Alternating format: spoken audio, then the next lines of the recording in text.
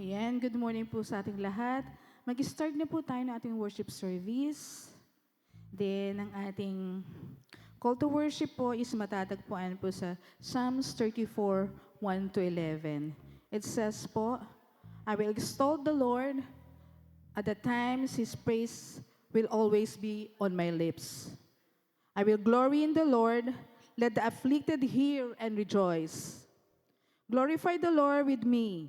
Let us exalt His name together. I sought the Lord, and He answered me. He delivered me from all my fears. Those who look to Him are radiant. Their faces are never covered with shame. This poor man called, and the Lord heard him. He saved him out of his troubles.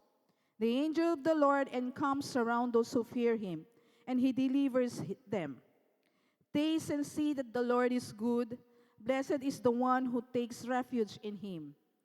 Fear the Lord, you His holy people, for those who fear Him lack nothing. The lions may grow weak and hungry, but those who seek the Lord lack no good thing. Come, my children, listen to me. I will teach you the fear of the Lord. Let us pray po.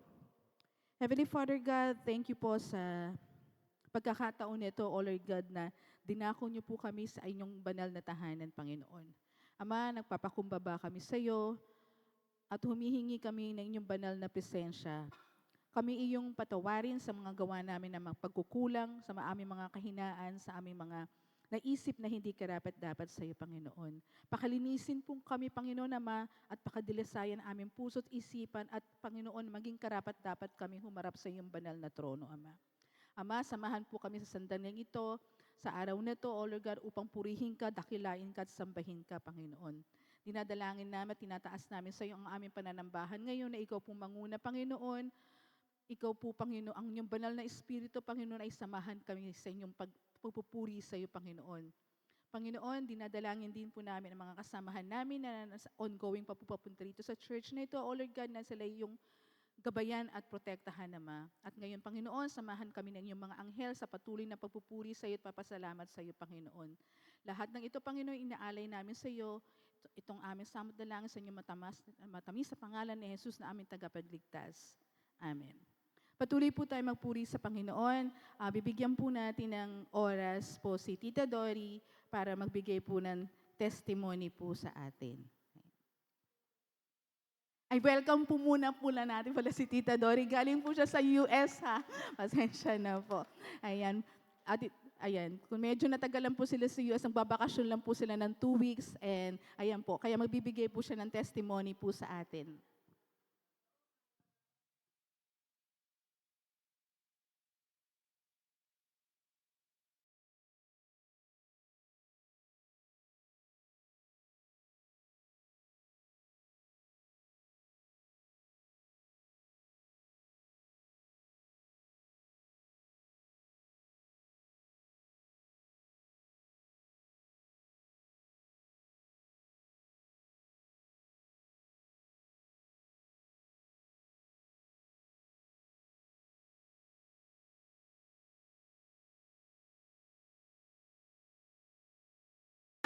Nagagalak po ang lahat na muli nakasama natin ang ating Tita Dory na matagal din po nating hindi nakapiling. At ngayon ay sama-sama tayo muli upang magkaroon ng pagkakataon na tayo'y magbigay ng papuri sa Panginoon.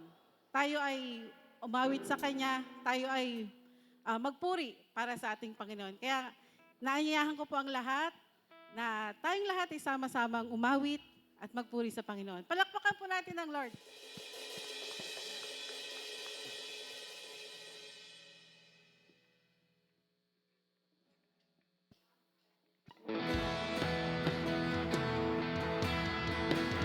Tayo po umawit para sa ating Panginoon. Hallelujah.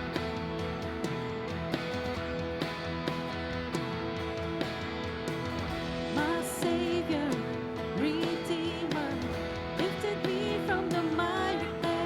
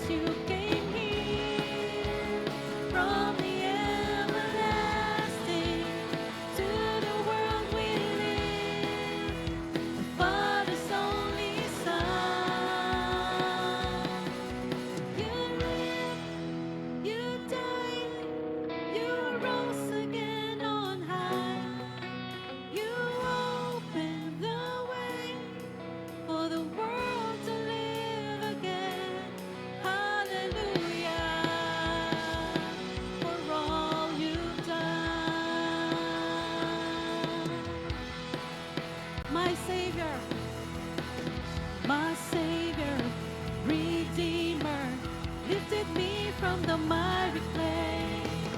Almighty, forever, I will never be the same, 'cause you came here from the everlasting to the world we live. Father's only Son. You lived, you died, you rose again on high. Open the way for the world to live again. Hallelujah, for all you've done. Hallelujah.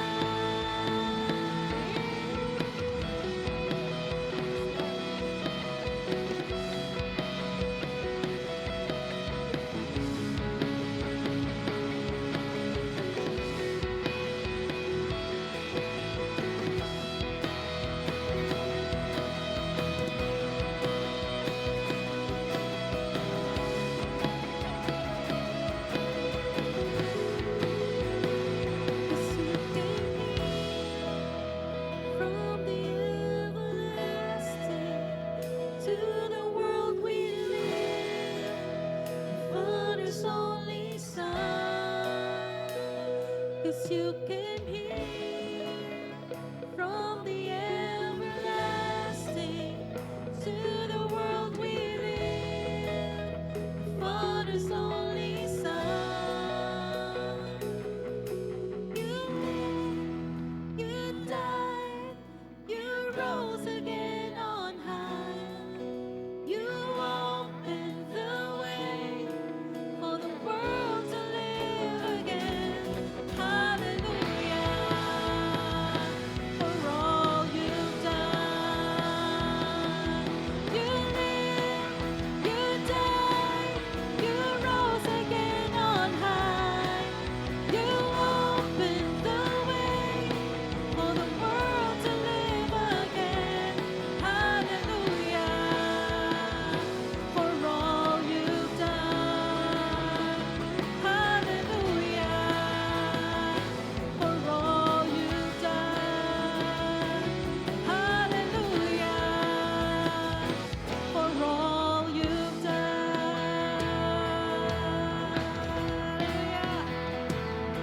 Yes, Lord. We thank you, Lord God, for all the things that you have done for us, Lord God. For all the good things sa mga pagsubok man. Maraming salamat dahil sa pamagitan nito, Panginoon. Patuloy po kaming napapalapit sa inyo, Lord God. Hallelujah, Lord. Tumagang ito, Lord God, ay patuloy ka naming pupurihin at sasambahin. Let us continue to worship the Lord. Hallelujah, Lord.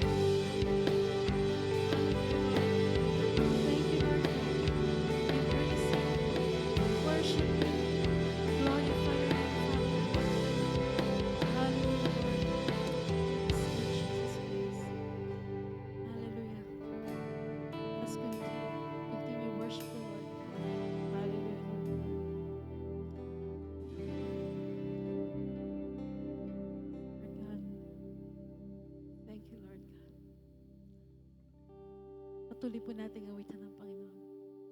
Let's continue worship Him. Let's continue to worship the Lord.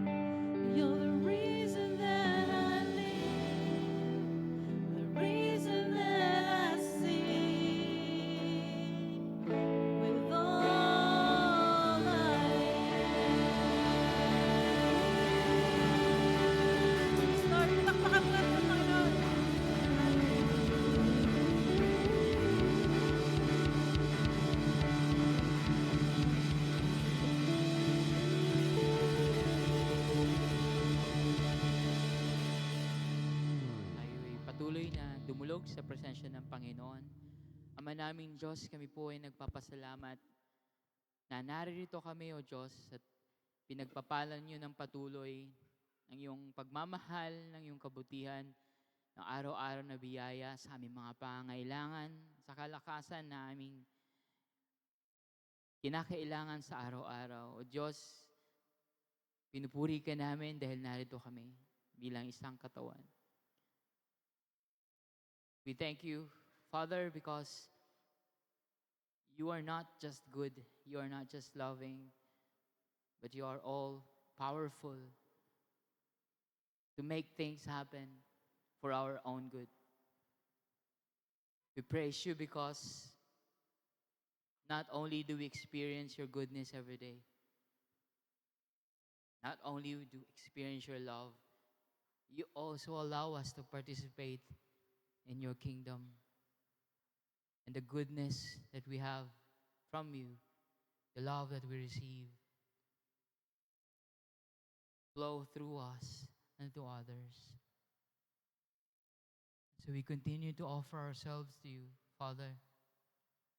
Continue to open our hearts and our minds, asking of your work, of your Spirit's power to equip us, to change us, to transform us, that we may become like Jesus, to spread love where there's hate, to bring peace when there's hostility, to declare truth when there are lies, and to provide wisdom when all around us is foolishness. But Father, we also fall into foolishness. We also fall into hostility. We fall into hatred. Fall into confusion. That's why, Father, we ask of your mercy to forgive us, to cleanse us, to train us into righteousness through your word and by your Spirit, all because of your grace, Father. And narito kami, Panginoon, bilang hindi lang bilang mga individual, kundi bilang sumisimbolo din ng aming bawat pamilya. We represent all the families, Lord, that we are part of.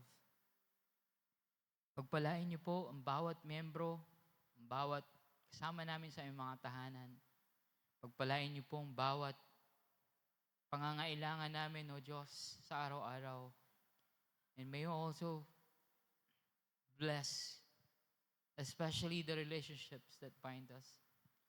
And most of all, Lord, may your love cover all of our families.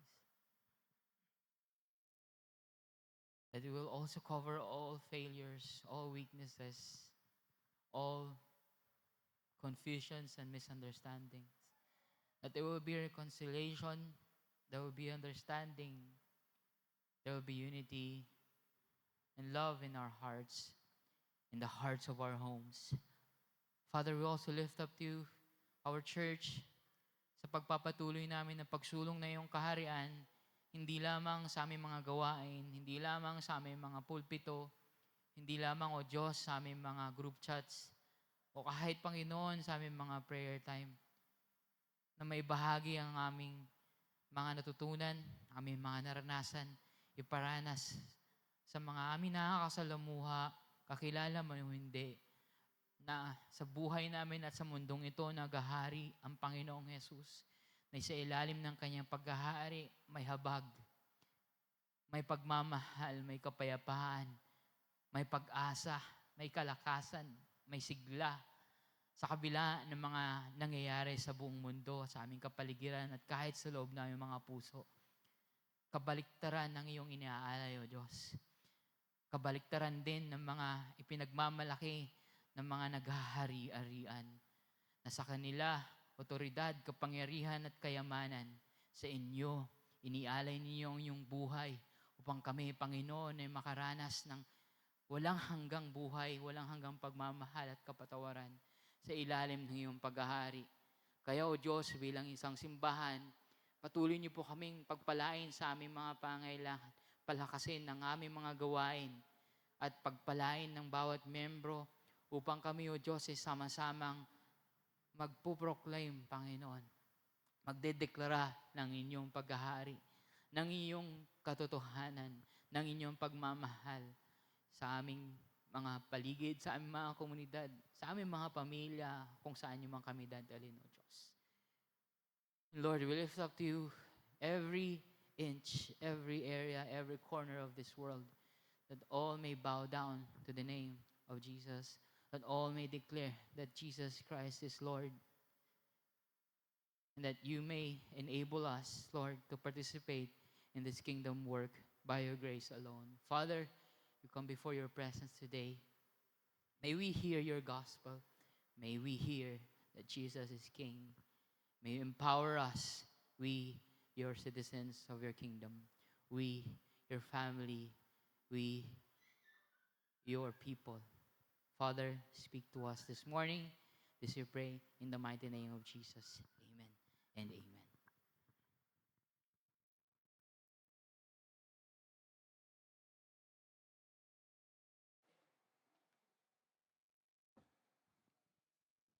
Magandang umaga po sa ating lahat, mga kapatid. Magandang umaga rin po at welcome po sa BCFC, sa ating mga bisita. Bisita ni Chairman Kib at ni Sister Micah. Welcome po sa aming simbahan. At maraming salamat po sa Panginoon dahil sa privilege na muli ako po'y makapagpahayag ng salita ng Diyos sa inyo. Maraming salamat po sa tiwala ng liderato ng ating iglesia. At alam po natin na ang tawag ng Panginoon ay dapat po nating gawin. So tayo po ay mag-aaral ngayong umagang ito sa binigay po na mensahe at topic sa akin ng ating pastor na ang The Gospel of the Kingdom of God, ang magandang balita ng kaharian ng Diyos. So makikita po natin yan sa ating teksto sa Mark chapter 1 verse 14 hanggang 15. So pero bago natin pag-aralan yan, nais ko munang ipakita sa inyo yung buong picture ng Biblia sa simula at kung paano ito nasabi at inihayag ng ating Panginoong Jesucristo nung panahon na nag-uumpisa na yung kanyang ministeryo at ano ang kahulugan ngayon nito sa ating kasalukuyang nangyayari sa atin. Ano po? So, makikita natin ang pasimula nung likhain ng Diyos ang sanlibutan. Makikita natin ang pagpapahayag niya nang makita niya ang kanyang nilikha ay napakabuti, no? Napakaganda, perpekto, walang bahid ng anuman. So pinakita ng Diyos yung kanyang creation at in-establish niya dito yung kanyang kingdom. So makikita natin yan sa Genesis chapter 1 verse 31.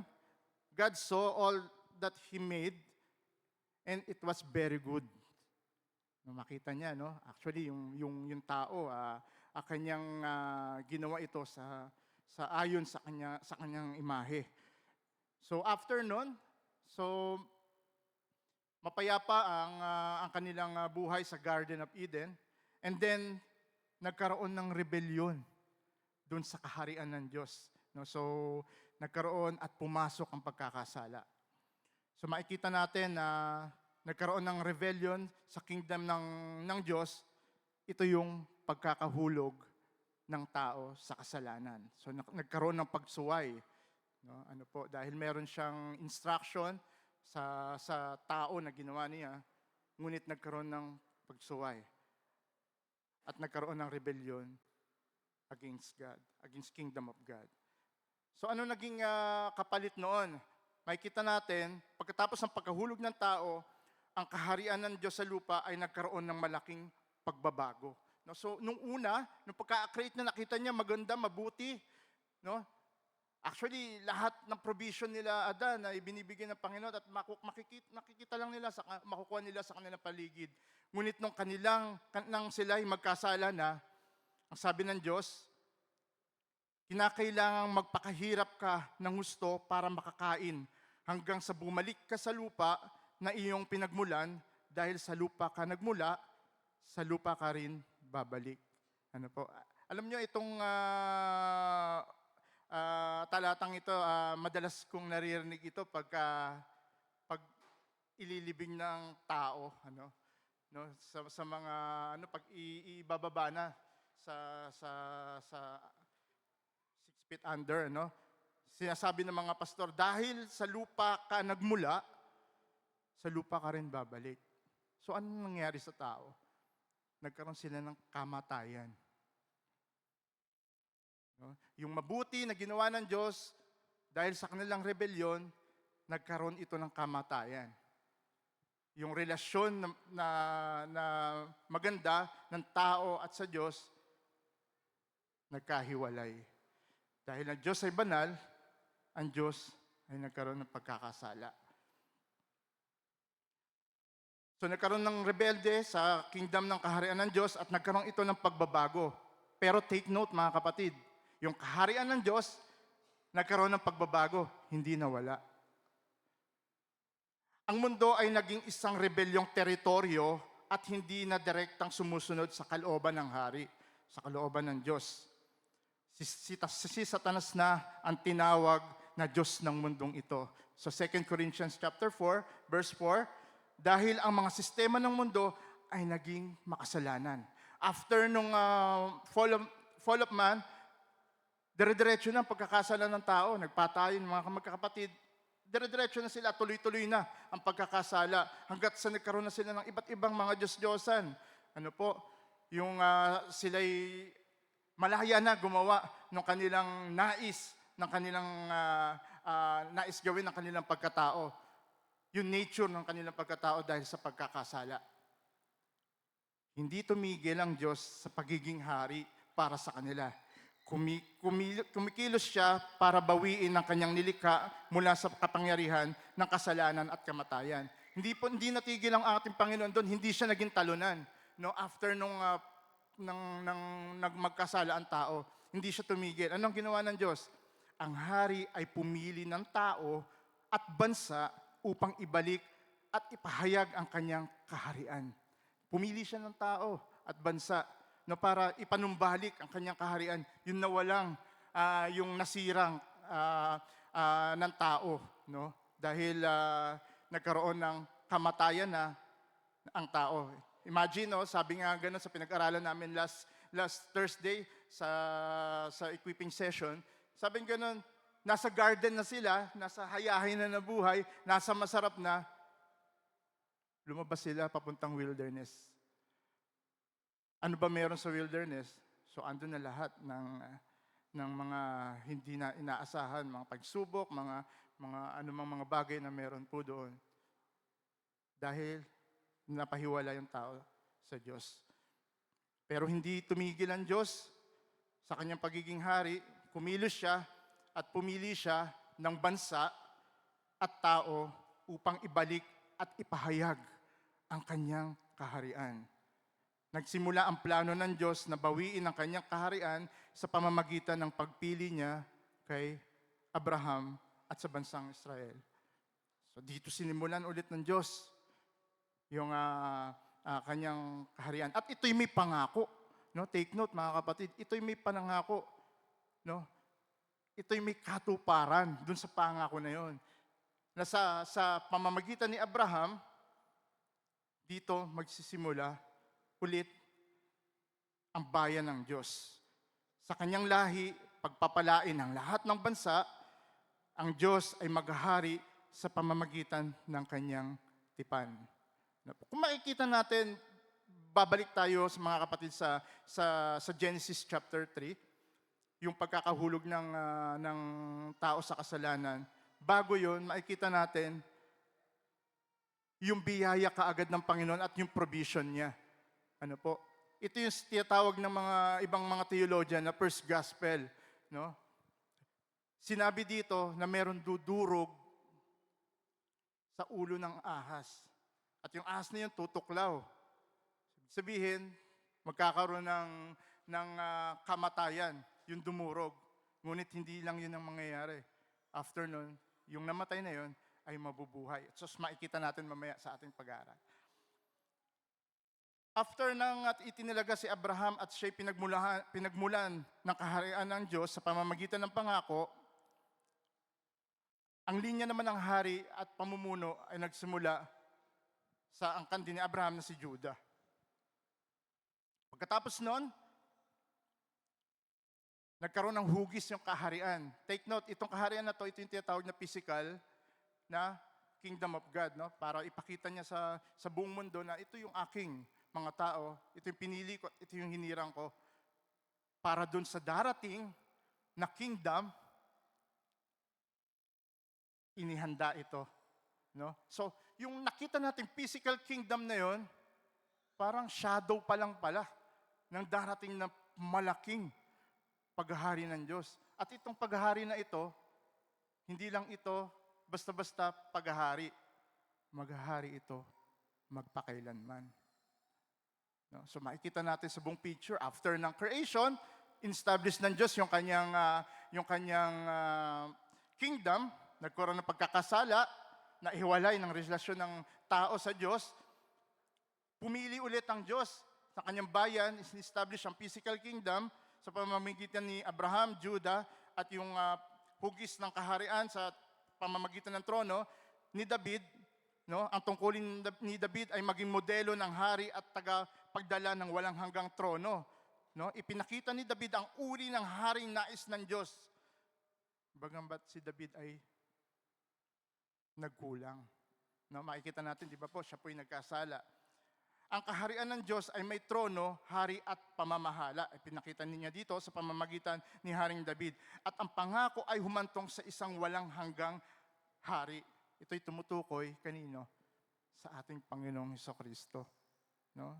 Di ba po, kung makikita natin, kung ating pagmamasdan ang genealogy ni Jesus Christ sa Matthew, no?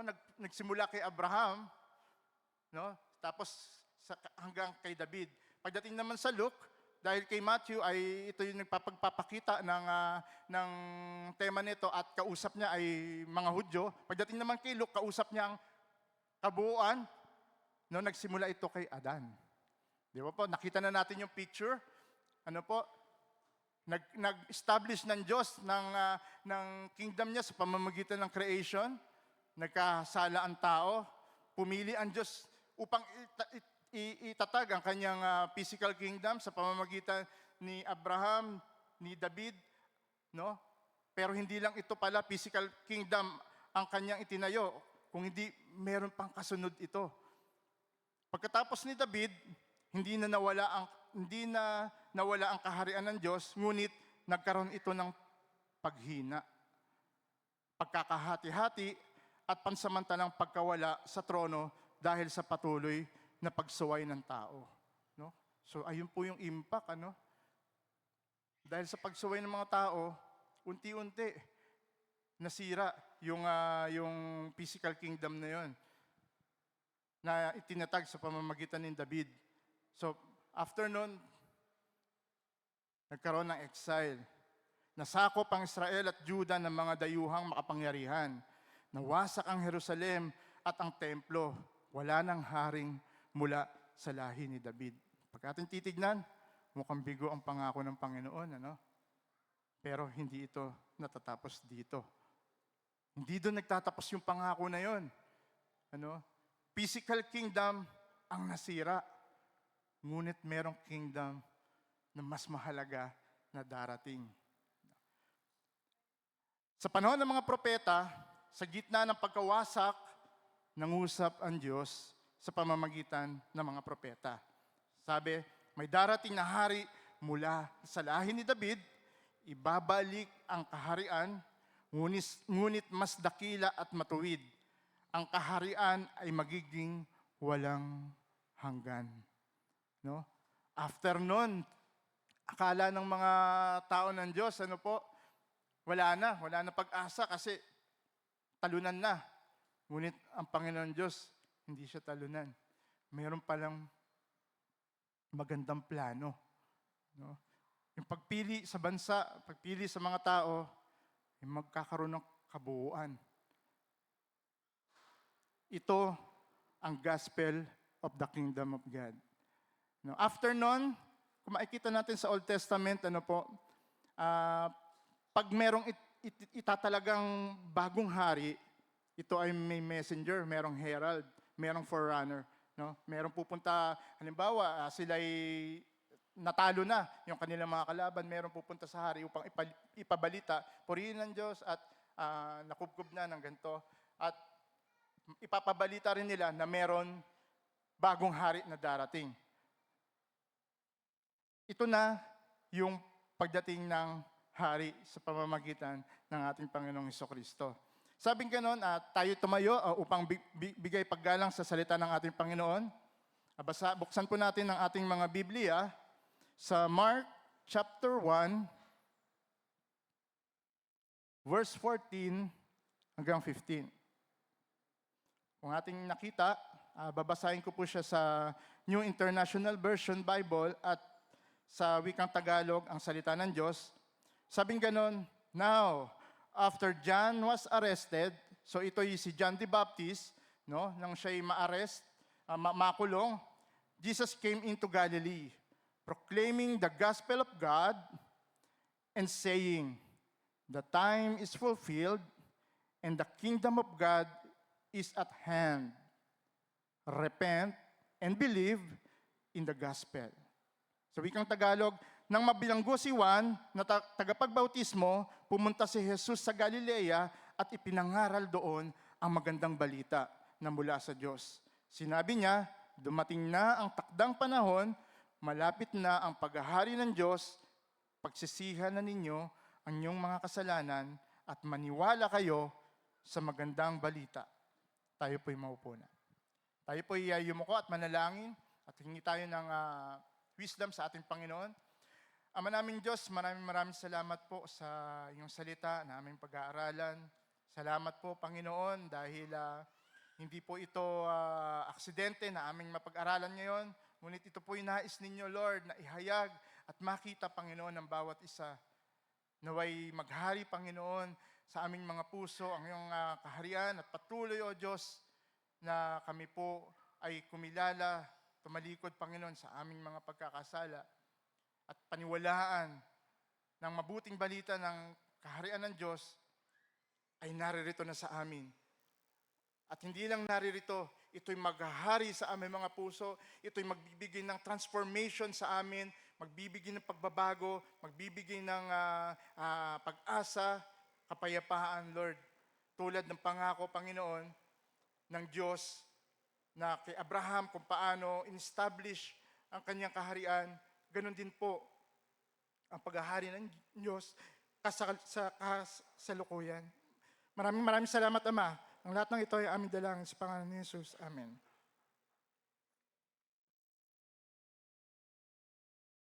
So, sa ating pagkakaunawa, ano ba ang gospel? Ano ba yung mabuting balita? Ano ba yung magandang balita? So, kung ating titignan yung ating pinag-aralan kanina sa una, so makikita natin yung big picture ng Bible o main message ng Bible ay tumutukol sa gospel of the kingdom of God. Di ba po? Kasi nagsimula sa pagtatag ng kanyang kaharian, nagkaroon ng pagbabago dahil sa pagkakasala ng tao, nagkaroon ulit ng tipan or covenant sa pamamagitan ng hinirang ng Diyos. Bumagsak ito sa pamamagitan din ng pagkakasala. Ngunit sa habag ng Panginoon, meron palang pangako. Yung pangako na yon ay magpapatuloy sa pamamagitan ng ating Panginoong Hesukristo.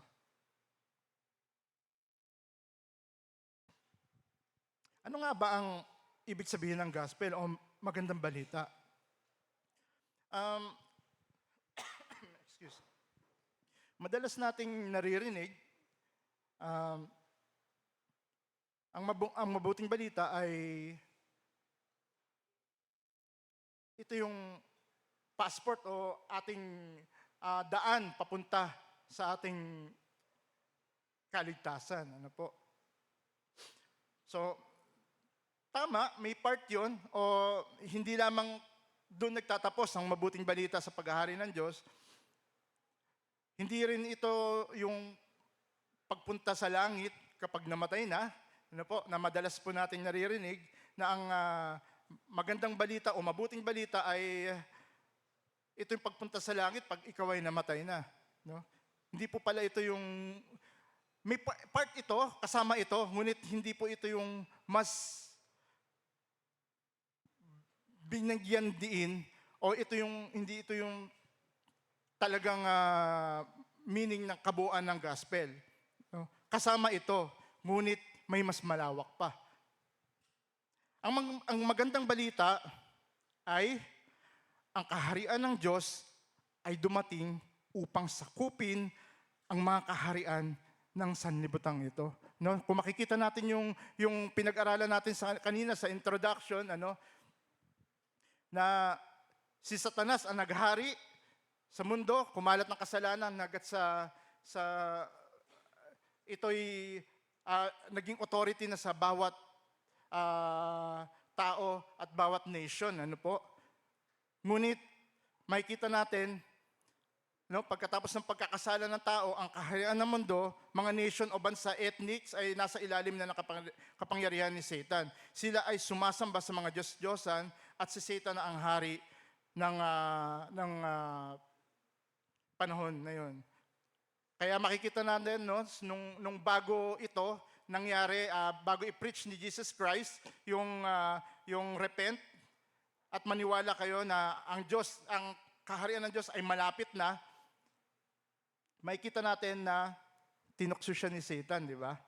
So, makikita natin yun malinaw sa Matthew, ay chapter 4, verse 8 and 9, sabing ganon, pagkatapos dinala pa siya ng dyablo sa isang napakataas na bundok at ipinakita sa kanya ang lahat ng kaharian sa mundo at ang kayamanan at kadakilaan ng mga tao. At sinabi ng dyablo kay Jesus, ang lahat ng iyan, no, pinakita sa kanya, ang lahat ng iyan, ibibigay ko sa iyo kung luluhod at sasamba ka sa akin. Nagpapatunay lang na nakanino ang authority.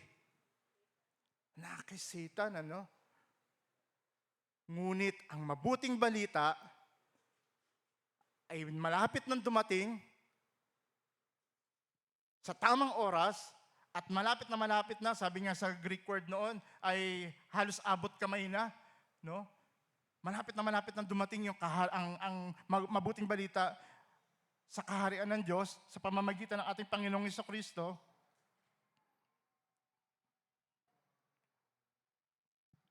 Ito ay pagpapakita na magagapi na ang kapangyarihan ni Satanas at ang kanyang paghahari. Dahil ito'y mabuting balita na sasakupin ng kaharian ng Diyos ang kaharian ng sanlibutan. Ito yung good news. Ito yung mabuting balita na si Jesus ay naparito maghahari upang sakupin ang sanlibutan ito. So sa kanyang preaching, sabing ganon, malapit na, maghahari na ang kingdom of God. At sinabi niya rin sa Revelation chapter 11 verse 15, maghahari na ngayon sa buong mundo ang ating Panginoon at ang Kristo na kanyang pinili at maghahari siya magpakailanman. Amen, So, maghahari siya magpakailanman.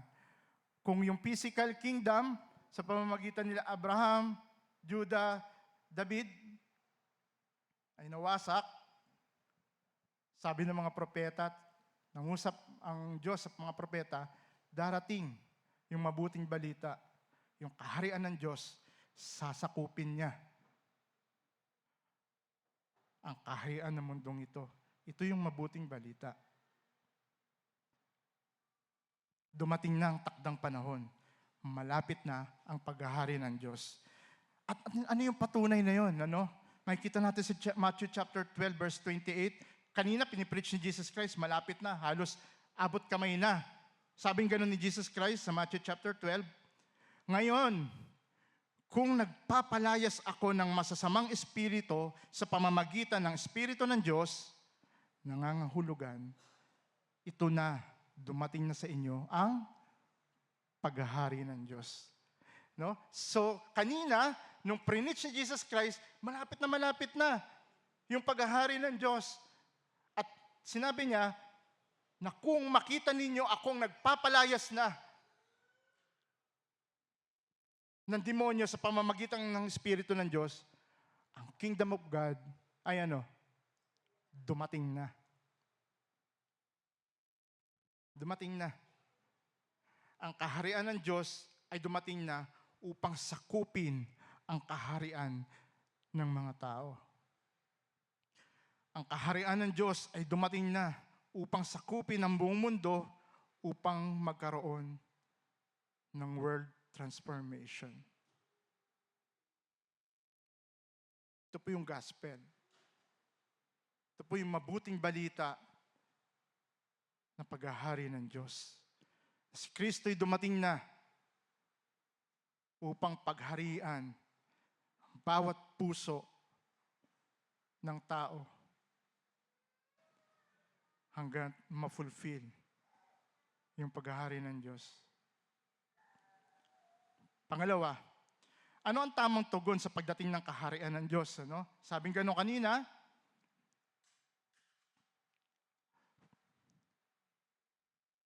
now, after John was arrested, Jesus came into Galilee, proclaiming the gospel of God and saying, the time has fulfilled and the kingdom of God is at hand. Ngayon, dumating na yung kingdom of God dahil meron ng patunay na kung nagpapalayas ang ating Panginoong Jesucristo ng mga demonyo, naririto na ang kingdom of God. Anong response dapat? Repent and believe. Ito rin po yung turo ni John the Baptist, no? Kung makikita natin sa Matthew. Siya yung forerunner, nagpre-prepare ng dadaanan ng ating Panginoong Jesucristo. Sabi niya, ang kaharian ng Diyos ay malapit na dumating. Repent and believe. Ito rin yung turo ng ating Panginoong Jesucristo. The kingdom of God is at hand. Repent and believe.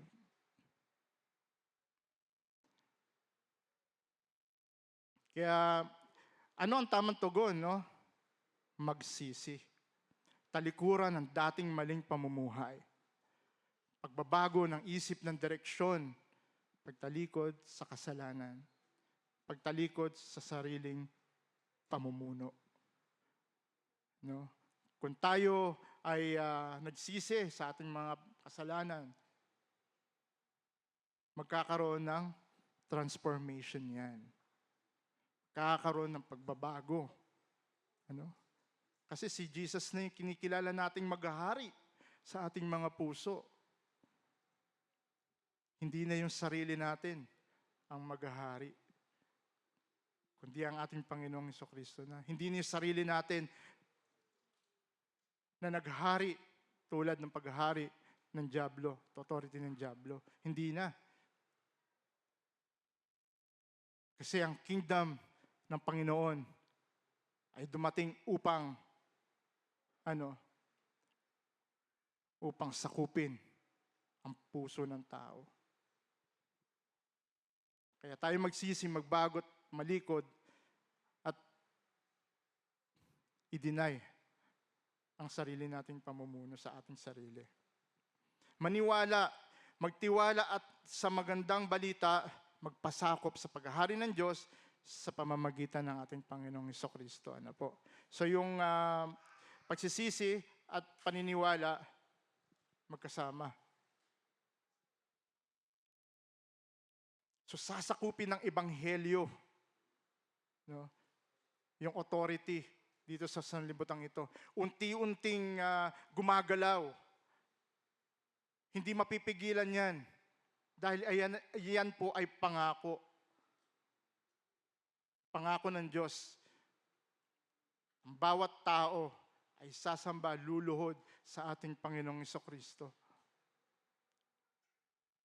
Pangatlo, ginawa tayong magandang balita na mamamayan sa kaharian ng Diyos sa ilalim ni Haring Jesus. No? Kung merong kingdom of God, merong kaharian ng Diyos, syempre, meron citizen of the kingdom of God. Ito yung pinagharian. No? Ito yung na abot na mabuting balita ng paghahari ng ating Panginoong Jesucristo. So makikita nga natin yan, di ba, sa Lord's Prayer. No? Sabi niya, your kingdom come, your will be done on earth as it is in heaven. Yung will dito sa lupa, gawin mong tulad ng nasa langit. Yung langit, kaharian ng Diyos, bababa dito sa lupa. Upang pagharian ang sanlibutan. Ito ang mabuting balita sa kaharian ng Panginoon. Sasakupin niya. Sasakupin niya. Ang kalooban na meron sa kaharian ng Diyos na dapat ay ginagawa ng mamamayan at ng kaharian ng Diyos ay mamuhay na may pag-ibig, pagpapakita ng katapatan at pag-asa, pagsilbi bilang kinatawan ng hari. No, dahil tayo ay citizen of the kingdom of God, tayo rin yung kinatawan ng haring si Jesus. Ano po? Dahil tayo ay citizen of the kingdom of God. Tayo ay instrumento, no, para lumawak ang gawain ng Panginoon. Lumawak ang at tawag dito maabot pa ang mga tao sa pamamagitan ng paghahayag natin ng mabuting balita sa patungkol sa kaharian ng Diyos sa pamamagitan ng ating Panginoong Jesucristo. So, nagkaroon po tayo ng linaw, kung ano ang mabuting balita. No, hindi lang ito about sa mapunta tayo sa langit, hindi lang ito na pag namatay tayo, mapunta sa langit. Kasama po ito. No, take note, no, kasama po ito. Ngunit hindi yan yung kabuuan. Kabuuan ng mabuting balita, ang kaharian ng Diyos ay sasakupin ang sanlibutan ito. Unti-unti, hanggat saan? Hanggat saan? Hanggat yung langit ay bababa dito sa lupa. Yung bagong langit, bababa dito sa bagong lupa. Unti-unting sasakupin ang ating Panginoong Jesucristo ang bawat tao. Bawat isa sa atin, mga kapatid, mayroong role. Ano po? Meron tayong gampanin na bilang citizens of the kingdom of God. Bawat ibang-ibang tungkulin sa kaharian ng Diyos at kasama tayo sa pagpapalaganap nito. Pangaral natin na magandang balita ang paghahari ng Diyos sa pamamagitan ng ating Panginoong Jesucristo. Tayo ang inutusan ng Diyos, no? Sabi nga ganon, go, disciples all the nation. Humayo kayo at gawin ninyong alagad lahat ng mga bansa. Sino yung inutusan? Yung mga alagad noon. At ngayon, bilang citizens of heaven, upang lumaganap sa buong bansa at hanggang masakop nito ang sanlibutan. Masakop nito yung kingdom na meron dito sa mundong ito.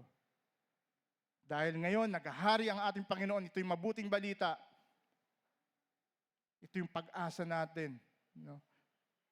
Tayo matakot, mga kapatid, dahil kasama natin ang ating Panginoon.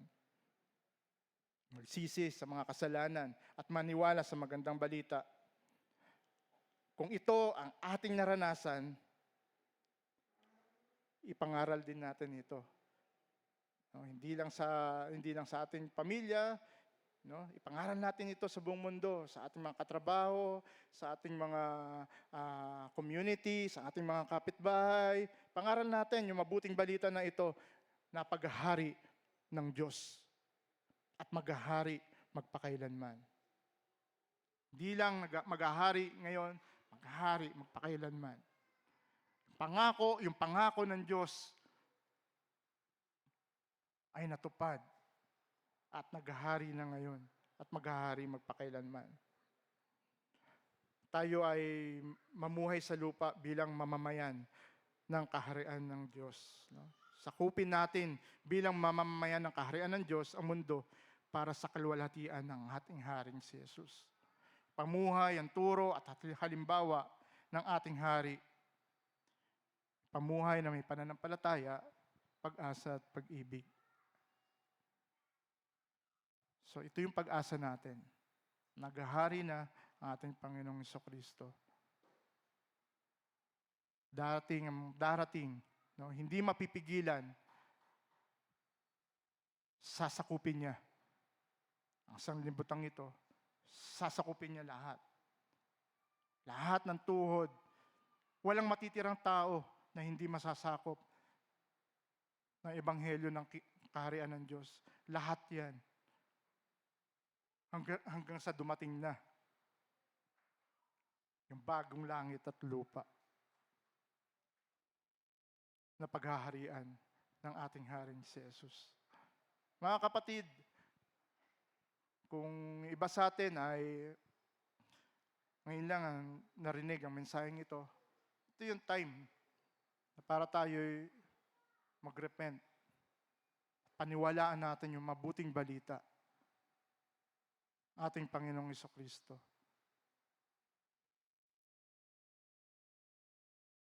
Siya yung hari na sasakop sa buong mundo, sa buong sanlibutan, sasakop sa mundong nagkaroon ng pagkakasala hanggang ito'y maging maibalik dun sa pinugmulan nitong hardin na kanyang ginawa at in-establish na kaharian.